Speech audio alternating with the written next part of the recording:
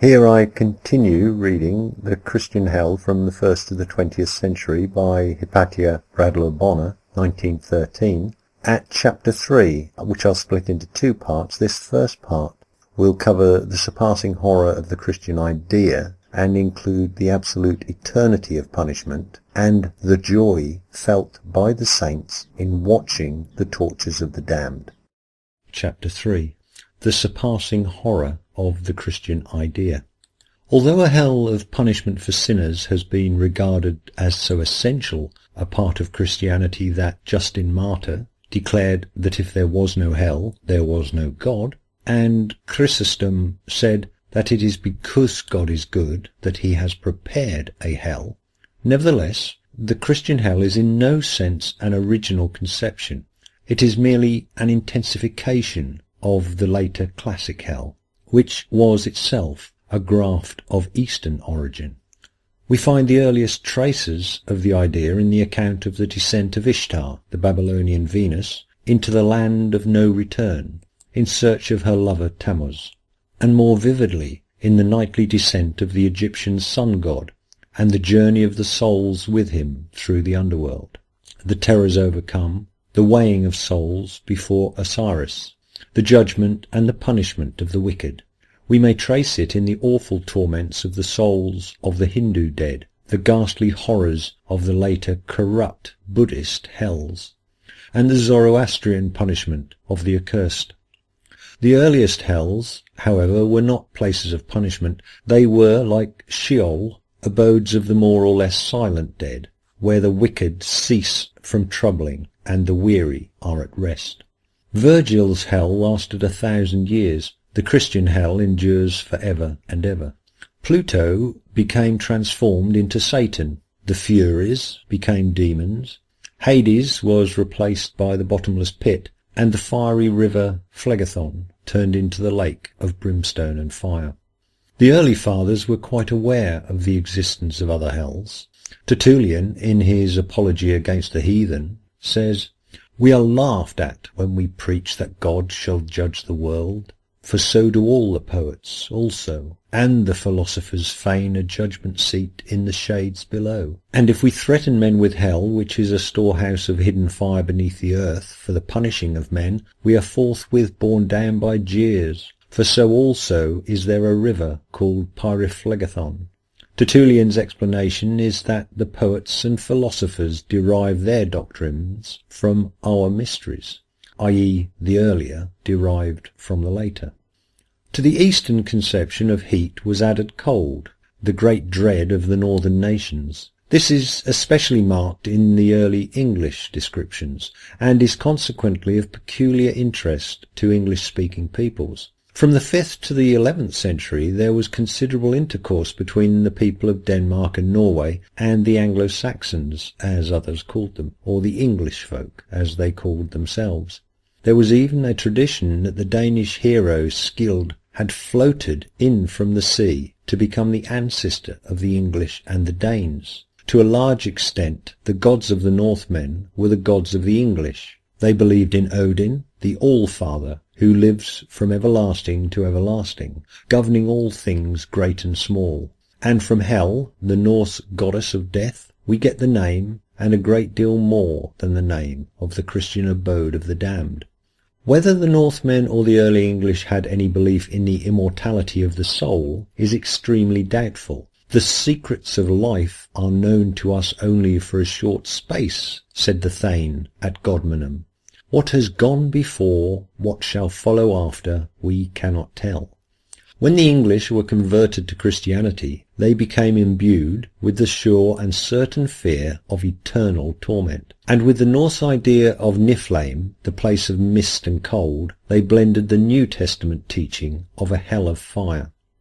The poets who wrote the historical paraphrase of the Scriptures, long ascribed to Cadman and even now generally referred to under his name, picture hell as an abyss of mingled heat and cold in the netherworld of the north, so deep that it seems 100,000 miles from the bottom to Hellgate. They describe it as a dire, loathly, woeful, dim abode, a windy, accursed hell, a bitter ground containing a tumultuous sea of poisonous fire surrounded by lofty nesses, beneath which the devils lament and mourn without hope, a place of serpents, adders, dragons, and demons howling in their misery, where light never comes, where all is gloomy horror, and where naked men struggle with worms. The gnashing of teeth of those in torment may be heard for 12 miles without the gate, beside which dragons breathing out flame dwell eternally. The whole pit rages with fire and venom, and when Satan speaks the words fly from his lips in venomous sparks. The early English conception of hell was also, like the Egyptian, closely associated with the setting sun. "Tell me," says an Anglo-Saxon dialogue, "why is the sun red at even?" "I tell thee, because she looketh down upon hell," is the reply. This idea was revived at the close of the 18th century by Tobias Swinden, rector of Cuxton in Kent, who published a book in which he sought to show that the sun was hell, and the spots on the sun gatherings of damned souls. Martin Tupper, on the other hand, placed hell in the moon. "I know thee well, O moon, thou caverned realm, sad satellite, thou giant ash of death, blot on God's firmament, pale home of crime, scarred prison house of sin where damned souls feed upon punishment. Oh, I thought sublime, that amid night's black deeds, where evil prowls, through the broad world thou watching sinners well, glarest o'er all the wakeful eye of hell." In the folklore of Russia and North Germany, the moon frequently figures as the place of punishment. The world is indebted to the learned Jesuit father Hadwin for one of the most extraordinary theories concerning the locality of hell. The interior of the earth, he said, is filled with the fires of hell, and in order to escape the eternal flames, the damned are everlastingly trying to climb the inner crust of the earth, which is the wall of hell. Their weight causes the earth to turn, just as a squirrel turns his cage, or a dog turns the spit. This is the explanation of the rotation of the earth.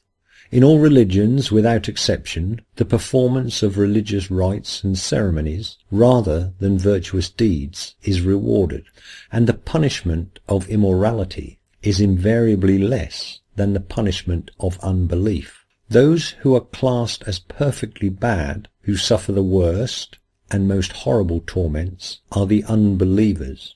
Unbelief is always the great crime. For every other sin, repentance may be possible, but without faith there is absolutely no salvation.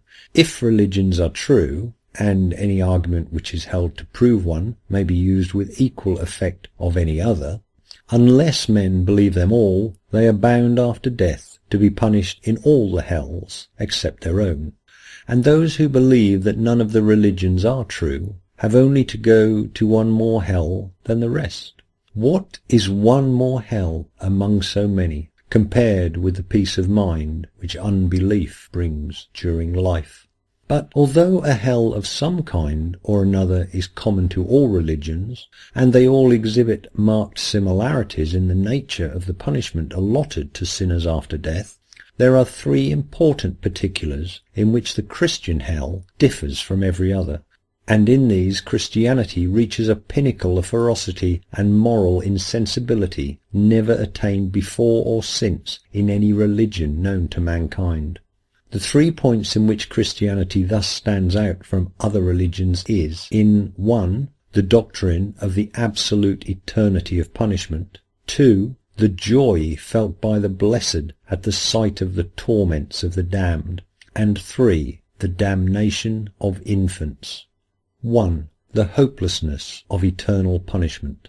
Once damned, the agony of the sufferer is absolutely without hope. This eternity of unrelieved anguish and crushing despair is insisted upon with sickening reiteration by all theologians, with very few exceptions until the latter half of last century. Many a Christian must have echoed the bitter cry of Marlowe's Dr. Faustus. "Oh, if my soul must suffer for my sin, impose some end to my incessant pain. Let Faustus live in hell 1,000 years, 100,000, and at last be saved. But few indeed were those who ventured to foretell a termination to this incessant pain. Origen and some others, whose humanity compelled them to believe in the ultimate restoration of even the worst of sinners to heaven, were denounced as heretics. 2. The bliss felt by the saints in watching the tortures of the damned. Psalms 2, verse 4. He that sitteth in the heavens shall laugh, the Lord shall have them in derision. Proverbs 1, 26-29. I also will laugh at your calamity. I will mock when your fear cometh. When your fear cometh as a desolation, and your destruction cometh as a whirlwind, when distress and anguish cometh upon you, then shall they call upon me, but I will not answer. They shall seek me early, but they shall not find me, for that they hated knowledge, and did not choose the fear of the Lord. Thomas Aquinas says, that the saints may enjoy their beatitude and the grace of God more richly, a perfect sight of the punishment of the damned is granted them. Kinnerwolf, a poet of the 8th century, who has been called the poet of the cross, and his poem The Christ, the epic of salvation, describes the great joy felt by the righteous in regarding the sufferings of the damned. In the vale of darkness the happy host see the damned suffering pain as a punishment for their sins, the surging flame and biting of the serpents with bitter jaws, a school of burning creatures. From that sight waxes for them a winsome joy, when they see the others enduring the evil that they escaped through the mercy of the Lord. When thou art scorching in thy flames, wrote Christopher Love, when thou art howling in thy torments, then God shall laugh, and his saints shall sing and rejoice, that his power and wrath are thus made known to thee. Bunyan, in his World to Come, is no less emphatic. The saints shall rejoice that we are damned, and God is glorified in our destruction. Jonathan Edwards devotes the greater part of a sermon to demonstrate that the sight of hell's torments will exalt the happiness of the saints forever. The divine perfections require such punishments. By then the grace of God is glorified. Every time they, the saints in heaven, look down upon the damned, it will excite in them a lively and admiring sense of the grace of God in making them so to differ. Samuel Hopkins simply revels in representing God and the saints as the most atrocious fiends. What could be more diabolical than this? The smoke of their torments shall ascend up in the sight of the blessed for ever and ever, and serve as a most clear glass always before their eyes, to give them a bright and most affecting view. This display of the divine character will be most entertaining to all who love God, will give them the highest and most ineffable pleasure. Should the fire of this eternal punishment cease, it would in a great measure obscure the light of heaven, and put an end to the greater part of the happiness and glory of the blessed.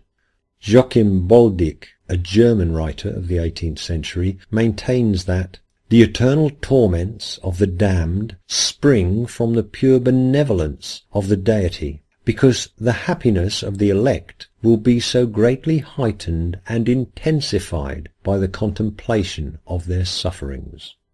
In his Glimpse of Glory, published in 1721 and republished by the Religious Tract Society in 1839, Andrew Wellwood, in describing the bliss of the saints, says, "Our well-beloved has made our state every way excellent and glorious, that it might be wanting nothing of the top and flower, and perfection of glory and exaltation. We have you, wicked men and devils, for a footstool, for ever to trample upon.